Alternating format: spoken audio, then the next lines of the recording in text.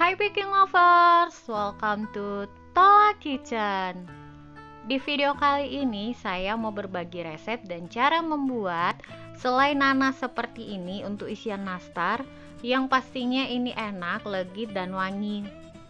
Nanasnya juga terasa. Nah, mau tahu cara buatnya? Tonton terus videonya hingga akhir ya. Karena di video ini bakal selalu ada tips-tips penting dalam proses pembuatannya. Dan jangan lupa like, komen, subscribe, dan tekan tombol lonceng notifikasinya juga ya, agar selalu dapat info video terbaru dari kami. Terima kasih.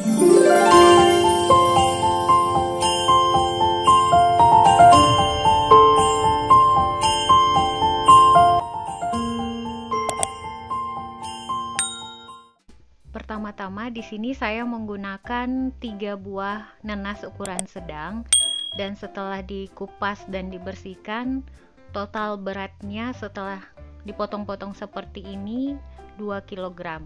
Lalu masukin ke dalam chopper seperti ini. Jadi jika teman-teman juga mau parut ataupun mau blender, silahkan ya teman-teman. Nah, di sini ada air dari nanasnya itu sendiri. Jadi tidak saya buang ya teman-teman, kan sayang air sari buahnya itu saya masukin aja ke choppernya supaya memudahkan choppernya ini berputar. Lalu ini saya mau tekan cukup 3 kali aja dan sebentar saja supaya seratnya masih terlihat. Nah, untuk teman-teman yang pakai blender, supaya blendernya bisa berputar, potong lebih kecil lagi, lalu tambahkan air dari sari nanasnya itu sendiri. Untuk teman-teman yang pakai blender, saat memblendernya itu cukup sebentar aja ya teman-teman, jangan sampai nanasnya sampai halus. Jadi cukup sebentar aja dan seratnya masih kelihatan. Lalu lakukan semuanya sampai selesai atau sampai nanasnya ini habis. Jika video ini bermanfaat, jangan lupa like, komen, subscribe, dan tekan tombol lonceng notifikasinya juga ya, agar selalu dapat info video terbaru dari kami. Terima kasih. Nah, seperti yang teman-teman lihat di video, saya cukup tekannya 3 kali aja dan sebentar saja, sehingga hasil akhirnya ini masih kasar atau masih ada tekstur dari nanasnya itu sendiri. Lalu tuang ke wajan anti lengket seperti ini, atau teman-teman juga boleh pakai wajan atau kuali yang biasa yang ada di rumah. Lalu ini kita masak pakai api besar selama 20 menit. Di sini saya 20 menit sampai mendidih. Lalu diaduk sesekali supaya bagian bawahnya itu tidak gosong.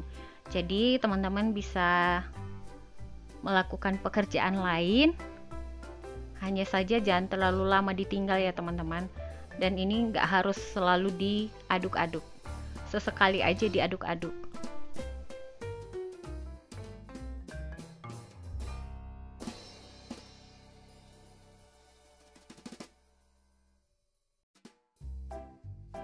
Lalu setelah 20 menit nanasnya ini sudah mendidih seperti ini, lalu kecilkan api pakai api sedang dan biarkan hingga airnya menyusut atau berkurang.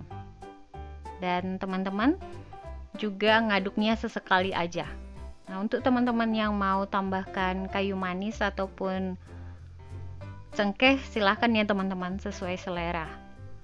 Jangan lupa untuk sesekali mengaduk-aduknya. Jadi karena adonannya masih cair, jadi masih bisa ditinggal-tinggal.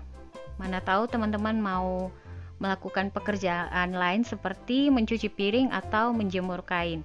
Asal jangan ditinggal untuk nonton drakor atau ditinggal belanja ke pasar ya. Nah, kemudian teman-teman bisa lihat di video airnya sudah hampir menyusut. Ketika airnya sudah hampir menyusut seperti ini, tambahkan gula.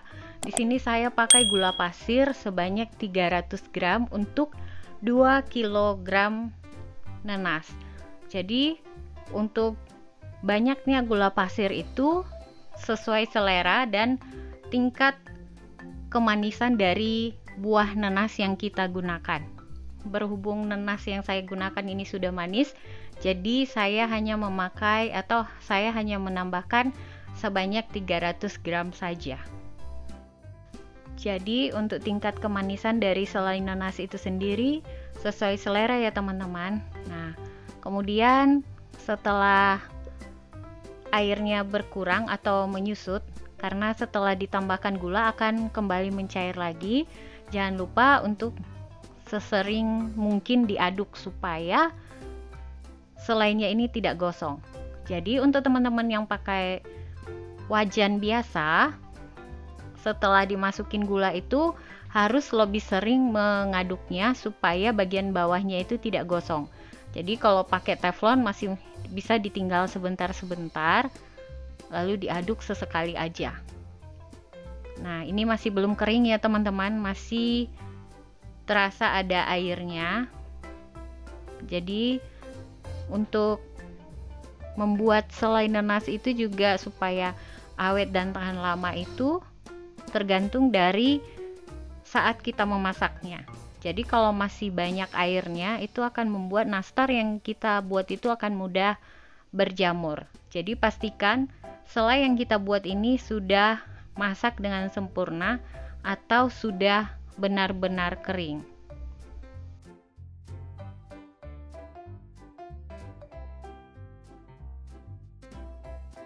Kemudian untuk tips selanjutnya, setelah airnya sudah berkurang, jangan lupa kecilkan api supaya selai yang kita buat ini tidak gosong, dan sesering mungkin untuk dicek atau diaduk ya teman-teman. Nah, kira-kira hasil akhir dari selai nanas yang kita buat seperti yang di video ini ya teman-teman. Nanasnya ini sudah benar-benar kental dan kering, jadi sudah cukup bagus untuk menjadi isian nastar. Nah, ketika kita tes pakai 2 jari jempol dan telunjuk seperti ini, jika masih licin berarti kandungan air masih banyak. Tetapi kalau sudah agak kental dan padat berarti udah siap untuk didinginkan.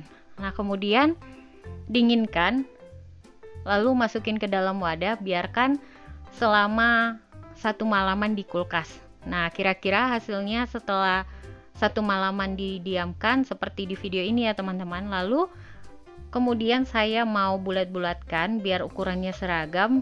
Di sini sediakan air matang biasa, air putih biasa. Lalu siapkan sendok takar seperti ini.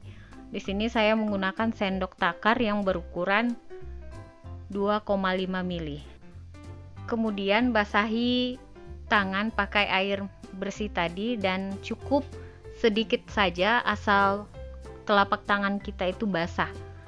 Nah, tujuannya supaya ketika kita membulatkan selai ini tidak lengket di tangan. Jadi jangan terlalu banyak ya teman-teman, asal tangannya basah sedikit saja, lalu ini kita bulatkan.